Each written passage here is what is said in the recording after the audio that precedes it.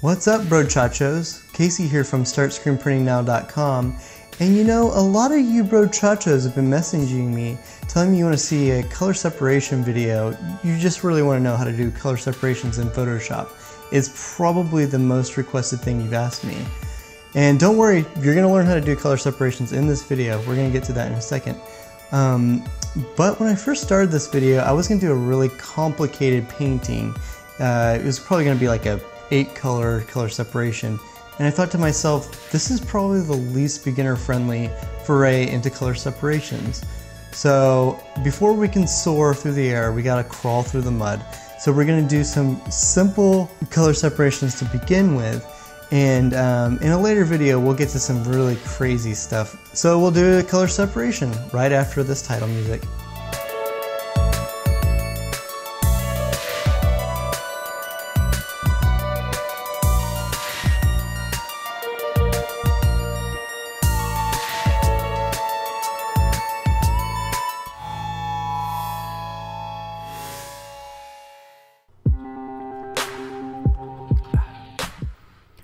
Alright, so here we have our artwork open in Photoshop, and I did not create this artwork. I was actually given this almost 2 years ago to color separate for a print shop here in Houston. So I'm sorry if this is your artwork. So we have it here in Photoshop, and it's a large 300 dpi picture, which is good, but it's all in one layer, and we need to color separate this. And so we're gonna have this turquoise greenish color and this dark red, but you'll also notice that this is all on like a yellowish background. It looks like kind of faded yellow paper, and it kind of fades in the middle, but it's like dark yellow on the edges. So we'll need to separate that away from the background too.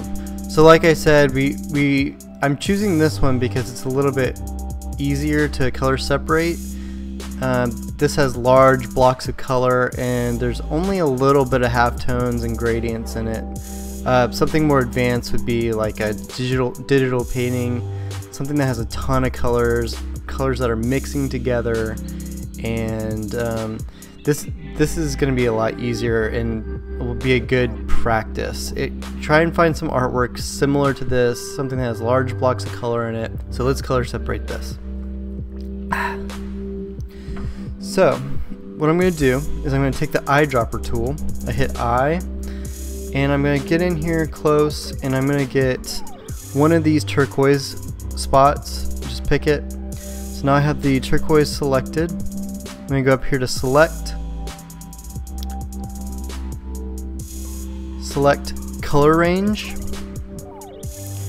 and that's going to bring up this dialog right here. Sorry, the color range dialog, and the fuzziness right here is kind of the threshold of when the colors change. When it's going to kind of determine what Photoshop determines is close to that turquoise color. So as you can see, as I move this fuzziness slider up, it's getting parts of the background. The threshold is kind of moving up. Now I want to get as close as possible to where it's going to select all of the turquoise, and it's just about to select the background color yellow. So if I have it here, I can still see a little bit of the background. I want to get everything else besides that turquoise to be black. So it's about right here. Let's do 98. And it's going to select all of that turquoise color. I'm going to make a new layer. I'll just call it turquoise for now. I don't know how to spell turquoise. I'm going to grab, change the colors to black and white. I just hit D, and that changes the foreground and background to black and white. And with that selection, I'm going to fill it with the foreground color, which is black. I'm going to hit Option Delete. And now I have a layer that is all of that turquoise color in black.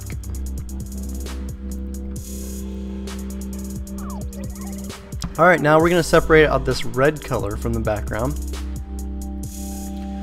So I'm going to do the same thing. Grab the eyedropper tool. Go to select color range and adjust the fuzziness. And you might want to back out just a little bit so you can see the whole background and make sure you're not grabbing any of that background color. So you want to adjust this. There's a little bit of halftone in the Burning Man text. I think it was written with a kind of like a marker, so there's like some halftone kind of fading to that text.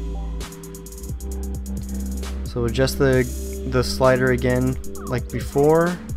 It's about 174, looks pretty good.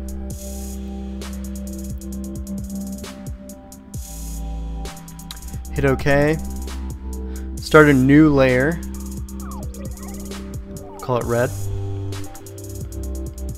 Then again I will hit D to change the foreground and background to black and white. Hold Option and hit delete, and it'll fill it with the foreground color, which is black. So now we have the red separated out. But as you can see, this Burning Man is pretty faded. It probably would not look very good if it was printed out on a shirt. All of this looks pretty good. There's a little bit of halftones here. So let's get a little bit more of this red up here. So I'm going to turn off the red layer now. So I'm going to go back to my original layer. And I'm going to select kind of like a mid-range pink that's in there now. Hit select color range again. And now I just want to kind of get the Burning Man text. It is going to get kind of like the edges of some of the red, the edges of the red parts of the cow skull right here, as you can see.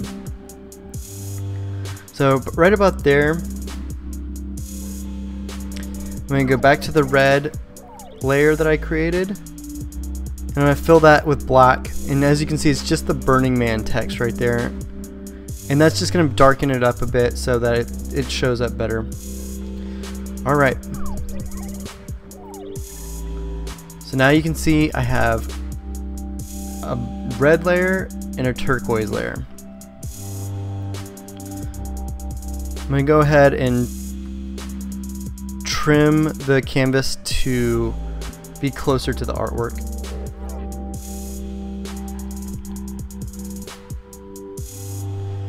And now I'm going to adjust the canvas size relative to it. I'm going to do about 1 inch wider, 2 inches wider, and about 4 inches higher, top and bottom. So now I have room to add registration marks and a key up here if I wanted. I'm going to do a new layer and call it registration. I can go to this custom shape tool in Photoshop. Let me grab this tool palette. And there's a custom shape here that looks like a crosshair. You can use it as a registration mark.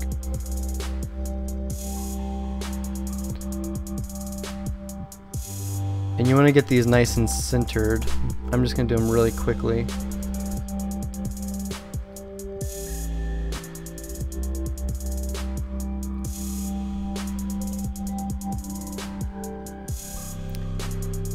Merge those together. Put them on the bottom. Merge those together. Alright, now let's rasterize the halftones. Since we do have halftones in the red layer for sure, especially in that Burning Man text, let's rasterize it. If you don't have RIP software, or raster image processing,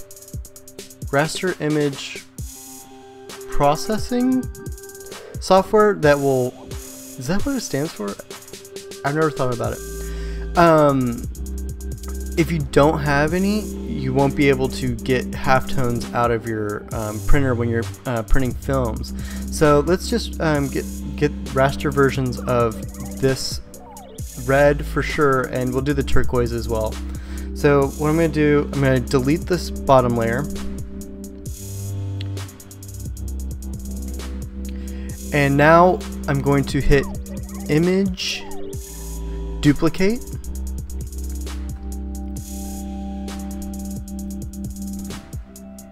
it's going to make 2 of these.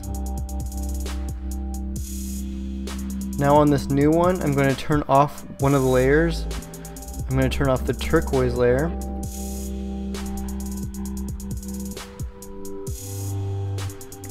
Now I can go to image, mode, grayscale, merge. Sorry, it's all over here. Merge, discard. And then I'm going to go to image, mode, bitmap.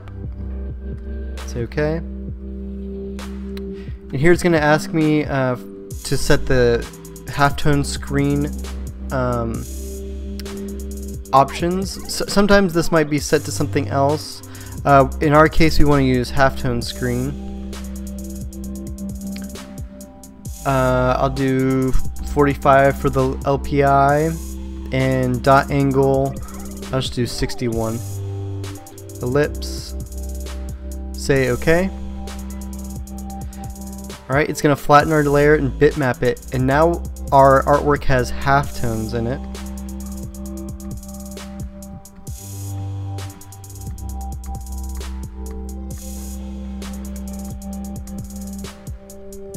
As you can see there.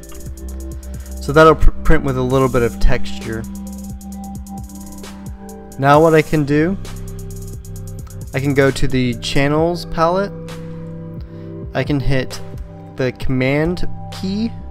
I'm on Apple, so it's like the little curly Q command, and select this bitmap channel. It's going to select everything that's black.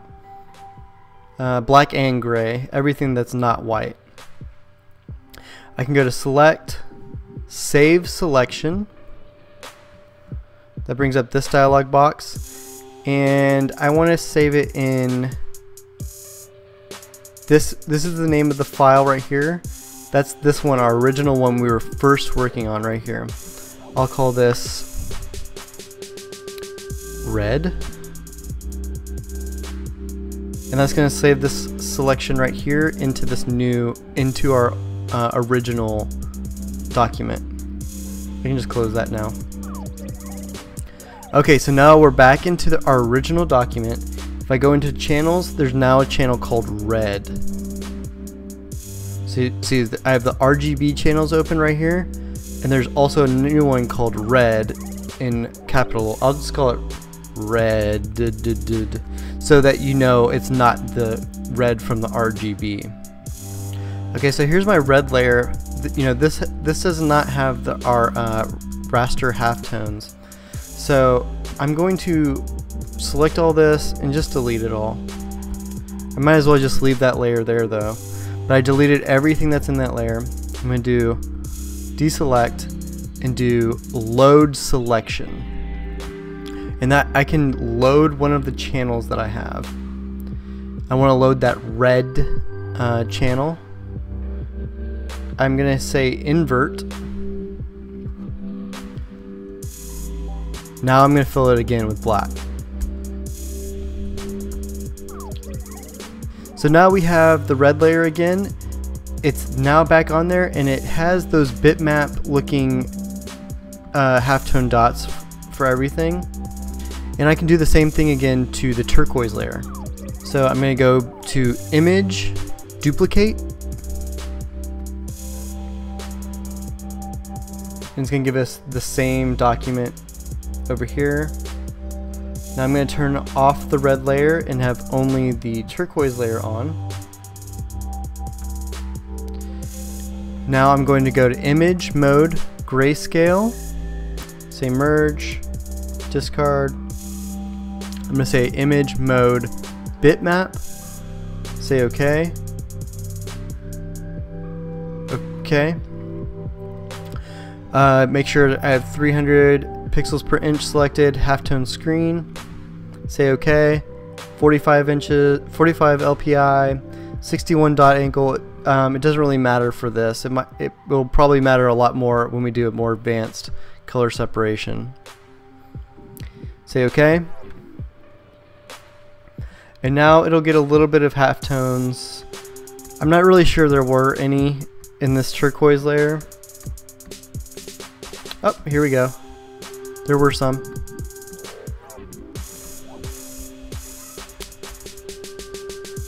So once again, we're going to go back to the channels palette, hit Command, hold Command while we click on the bitmap channel. It's going to select all the black data in this channel. Just say select, save selection, and this we can save the selection into our original document. And I will call this one turquoise. And I'll put some S's in there so we know that we just created this channel. I can get rid of this. Now back into my original document. I have a new channel called turquoise. Sorry guys, I had to stop recording. I had to give some baby Tylenol to one of the small children in my house. Hopefully I remembered to edit out the part where I had to go to the store to get some Tylenol. It took like 20 minutes. Where was I? I think I was about to do a turquoise layer, a new turquoise layer. So I'm going to delete this turquoise layer.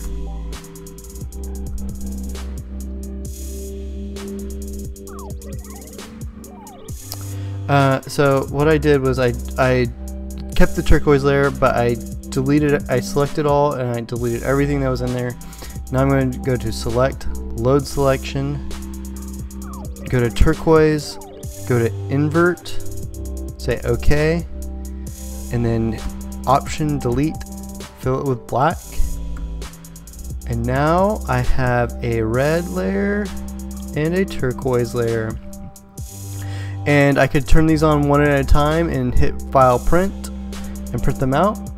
Another thing I might do is I would double click each of these layers. I can do a color overlay on them.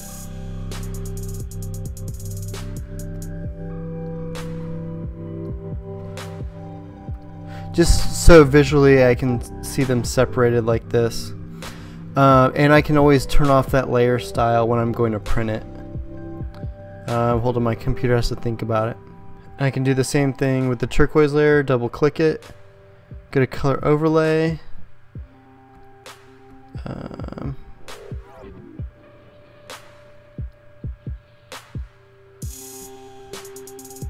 think it was a little darker. Just so I can visually see this layer, all the time. You know, if I open this up later, I can see, oh, there's the turquoise, oh, there's the red. I also have a key here that say, you know, Pantone, you know, 384 or Pantone 312 for the turquoise or something. Sorry, I meant 484 for the red. So then when I go to print this, all I have to do is turn the visibility on these color effects on and off. I can select one layer at a time, go to file print, and boom, that's it. Color separated.